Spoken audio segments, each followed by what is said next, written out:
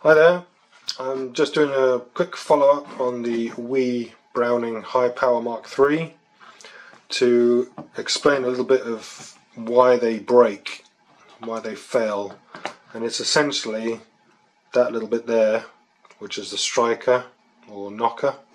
That's the part that hits the gas valve in the magazine and fires the gun. So the problem is, as you can see, it's sticking out. When you put the magazine in, it has to bend out of the way to get over the gas valve, and doing that several times will eventually break it.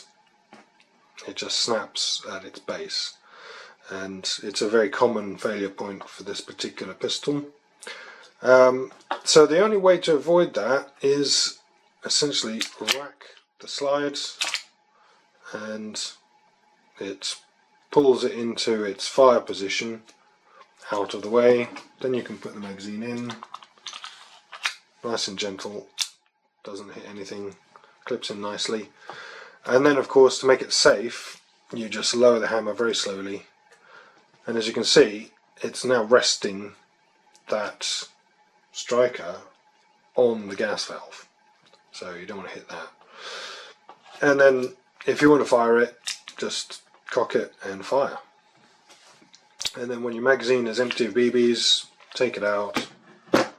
It will be locked back, so then you can just put another one in, close it, and off you go. Hope that helps. Take care of your valve knocker, and I'll catch you on the next one.